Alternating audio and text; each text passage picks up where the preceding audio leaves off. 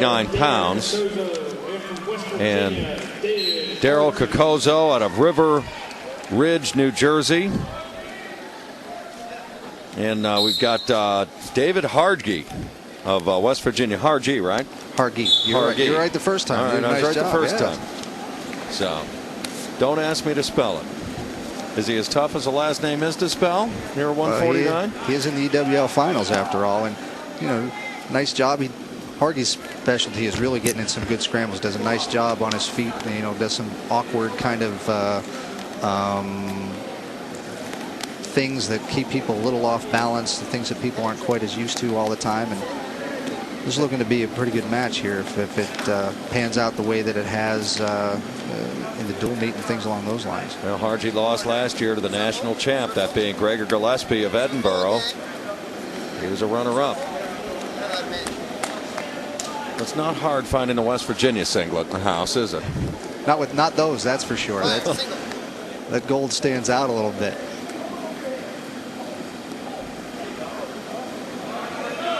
Really just playing a lot of head position and spending more time kind of blocking each other out at the moment. Look, Cocozzo last year won 16 of his last 21 bouts. Was one of the at-large selections coming out of the EWL, one of the 12 at 141, and didn't make weight. Ouch.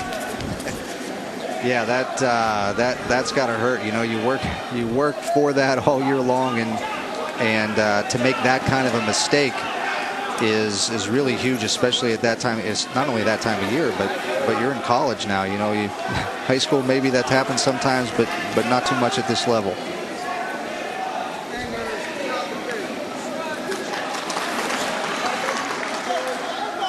And if you watch the match here, both guys are kind of staying right in front of one another. Not a whole lot of movement. They're not getting too many. You kind of push-pull a little bit, pick some sides, change some levels. Try to make the other guy move. Try to make him open up just slightly. If you stand right in front of people, there's a nice shot. Cocozzo gets Jauregui to lean and reach a little bit. Goes in for a nice shot. Hasn't been able to finish it. Has a single leg up. Well, the wrestling room at Edinburgh, they had highly regarded Thomas Straw, one of the top recruits in the country, and he beat him out. At 149, there was talk that Cocozzo would redshirt before this season, but he was so impressive in the wrestle room that they said, well, we've got to get him out here. Well, here he is in the final. Here he is in the final, seeded number 1 in the tournament, and he's had himself a pretty good year so far. And I know he would, especially coming off what you mentioned in not making weight going into the national tournament, you certainly want to do something to atone for that in some way, and I'm sure that put a little fire in him after that. Also deepens the lineup too a little bit, because then you can move Gregor Gillespie, your national champ, up to 157, and that's why Edinburgh is currently ranked 15th in the country, and why they're going to make a lot of noise, probably have not only this week but will in 2 weeks when this goes to St. Louis in the national championship level. Well, it obviously what it means is Cocozzo moved up as well, so right. Because he did have a hard time making weight last year, so it allows him to pop up, and Gillespie's got to be pretty happy to pop up as well, because making 49 was a struggle for him. So now he's up at 57 and feeling a lot more comfortable. You can see the energy that he has in the matches that he's wrestling, and those things are pretty important. Here are the only points of that opening period, and again you can see just how powerful Cocozzo is. Well, Edinburgh's always been known for that. I mean, Bruce Baumgartner, that's like royalty, wrestling royalty, isn't it? The athletic director with the Fighting Scots, who, by the way, will be joining us when we get back at 157. We've got Gregor Gillespie against Matt Moley of Bloomsburg. And if you think that's a walkthrough, you are sadly mistaken. Moley comes in. Last year he finished 4th at 149 and is having a pretty good year. He wrestled a nice match in the semifinals to get himself into the finals, where he was down, came back, and ended up winning by fall. So there are no gimmies. There are no gimmies at this level. That just doesn't exist. Jauregui beat a really good kid we saw a couple of weeks ago in the match with Penn State and Lock Haven, Matt Fittery, who's probably going to be one of the 12 guys that they select at large, I've got to think. He looked very good in the consolations. Cocozzo knocked off Hadley Harrison of Clarion. and George Hickman, highly regarded out of Bloomsburg.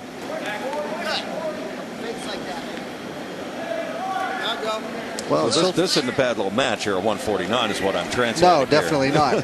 You know, and they're both good. The difference has been that Cocozzo has gotten Hargy to move just a little bit, get him out of his comfort zone, make him make some steps, make him lean slightly, and he got him one time where he reached a little bit and lean, got in for a nice takedown.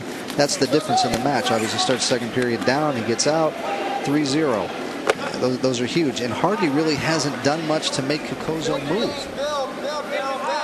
Cocozzo really been at his pace, and I would assume is feeling pretty comfortable about where he is and what's going on in the match so far.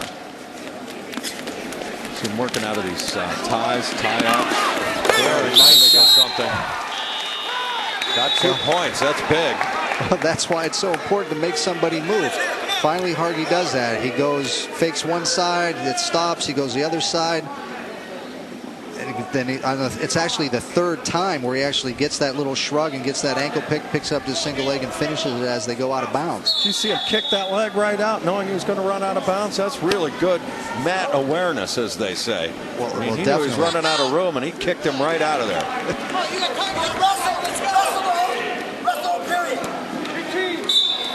The thing that always impresses me, Tony, about just wrestlers, how tremendous you have to be on your feet. Like we're talking here, it doesn't look like much, but there's tremendous exertion. We just saw that in that replay. Just whammo, that foot's right out of there. Well, that's exactly, you know, from a balance standpoint, having some agility, you know, and a lot of the power gets generated by just being in good position. And what the fight is, what you watch all the time, the fight is over being in position, taking angles, and whoever gets in best position is the guy who scores the points. Well, that move there by Hargy got him right back in it, down 4-2 as we start this third period. Championship at 149. You're watching the Eastern Wrestling League Championships here from the Fitzgerald Fieldhouse at the University of Pittsburgh. Well, now we're getting a little action. Hargy's tried to pick it up a little bit. Wanted to start the third period on his feet. Why? Because Cocozzo pretty decent on top, and why spend a lot of time down there? Obviously, Hargy doesn't feel comfortable in getting out. So let's start on our feet, see if we can get himself a takedown and see if we can tie the score up here. Lost a contact. No, guard that over on the Edinburgh bench.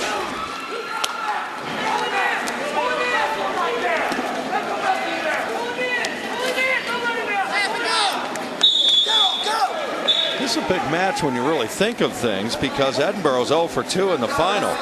Morrill has lost to Seas at 125. Mike Seas of Bloomsburg 8-7. It was a riding time point. Then the other Edinburgh match, Drew Headley of Pitt, a 5-1 winner at 141 over Torsten Gillespie. Cocozzo with a nice shot, but Hargy rolls him through, and Hargy's got a chance to score here if he can get his leg free, and he does.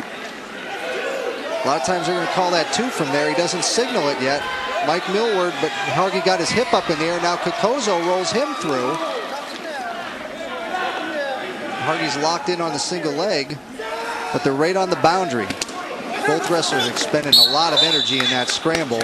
26 seconds left, 4-2. Riding time obviously not a factor. We only have 15 seconds of riding time. Could be a wild 26 seconds to go. Hargy's got to pick up the pace if he wants to score this takedown, because Cocozzo is just going to try to keep him straight in front of him, back away, you know, not run away, but back away a little bit. Exactly.